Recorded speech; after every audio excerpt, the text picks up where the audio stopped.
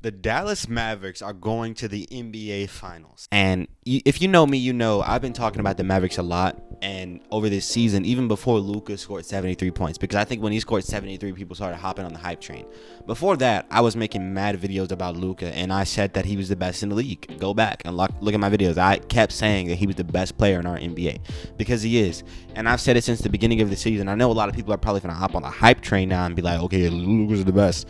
Bro, he was the best when he, in the regular season, was averaging 34, 9, and 9. Like, that's historical. Nobody wants to talk about it to give the man the props, and I'm not here to push some political reason for why he wasn't getting props. I don't know if it's about race. I don't know if it's because his game is boring.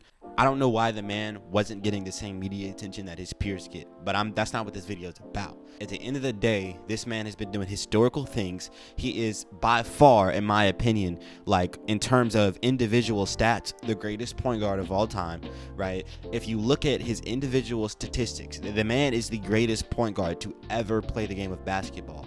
Obviously, he doesn't have the accolades, right? But when it comes down to it, right, personally, I'm a Curry fan. I think Curry is better than Magic Johnson. If Curry doesn't actually reach Magic, the one person that could really do it is Luka. Luka is going to be the greatest point guard of all time when it's all said and done. And matter of fact, he might end up in the GOAT conversation because he's that good. Nobody's doing the things he does. You cannot guard him on offense. I think Celtics fans are going to be in for a rude awakening this series because they think that they've got four guys that can put that defense on Luka. They said it on Inside the NBA last night. They think you got Derek White, Drew Holiday, Jaylen Brown, and Jason Tatum. You think one of those guys can put the D up on Luka? Well, if you watch Luka play, you realize that nobody can really guard him. When he comes off that screen and he gets that switch, or even if he doesn't come off a screen and get that switch, he has a mismatch. It's because of the way he shoots the ball. I've talked about it before. Luka shoots at an angle. He's leaning back when he shoots it, and he has a very high release point. It's almost impossible to block his shot without getting into his airspace. It's very hard. It's very tough to do because he's always leaning back. And since he's leaning back and he's shooting over you and he's like 6'7", it's almost impossible to guard. And then the step back. The step back is what starts it. He gets so much space off that step back. If you want to stop Luka from scoring the ball, you have to take it from him before he gets into his, dribble motion. You have to get the ball from him before he even gets into the mismatch mode. And I think it's almost impossible to steal the ball from Luka Doncic because of the way he plays.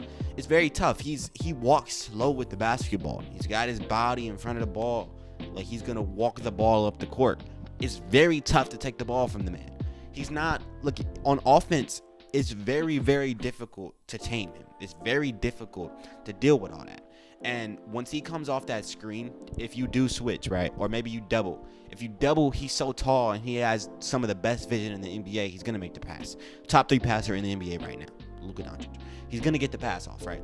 If he comes off the screen, right, and then you just switch, it's another mismatch, right? If you say you have a drop coverage going on and he gets the defender behind his back, he's just going to dribble you down and hit a layup. He's going to hit a floater. He's great in the lane. And he plays defense. If Luka's playing defense in the way he's playing right now for the rest of his career, he's in the GOAT debate. If he wins championships and he plays defense in the way he's playing right now, he's in the GOAT debate. If he's playing defense, man, if he's playing defense, it's over. He's playing defense right now, and he's locking down on the defensive end. Other guys, when Luka is guarding them, they're not having a cakewalk. They have to fight for their shot, and he's getting rebounds, and he's getting assists. He is doing everything you need to do as a great player, as a superstar player. He's doing it all. There's not one category right now that you could look at Luka Doncic and be like, oh yeah, well, this is what he needs to do if he wants to be the best in the league. If you look at, the fact that he cries about calls, that's very bad for his reputation. But that has nothing to do with his play. We can sit here and critique his character all day. When it comes down to him with the ball in his hands on the court, you can't stop it. I got the Mavericks winning this series in 6 or 7 games. I think they can actually beat the Celtics because I don't think you can tame Luka. If Luka's killing, look, this is my analysis. If you cannot guard Luka and stop Luka, you're gonna have to eventually double team him. I don't think the Celtics can wear him down. I just don't think it's possible. If Luka misses a shot, it's because he literally misses the shot. He's still gonna get the looks he wants. He trains shooting contested shots. I don't think any amount of length. I think Tatum might be the best with his length. I don't think that length is gonna be able to stop Luka. I just don't think it's gonna be able to stop his shot. The only way you can get in his grill is if you literally have a long enough reach to be able to get your hand over his face while he's leaning back. That's about it. I don't think anybody on the Celtics can do that.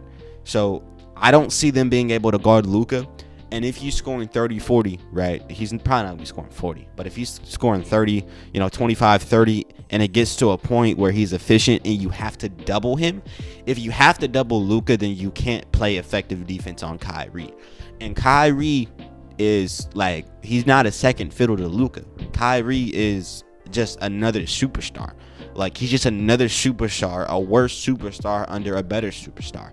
That's literally all it is. If they have to double Luka Doncic, the Celtics lose. That's how I feel about it.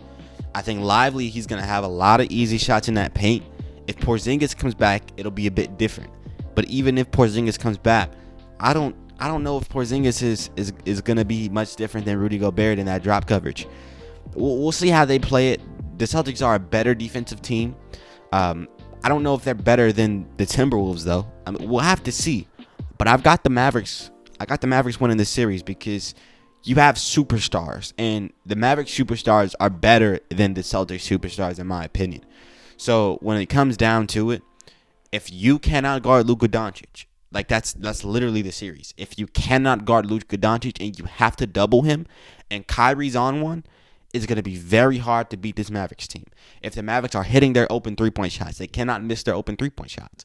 If they hit their open three-point shots, and P.J. Washington, Derrick Jones Jr., Josh Green, if they're hitting those, they're going to win this series. It'll be very hard to stop them if you're the Boston Celtics.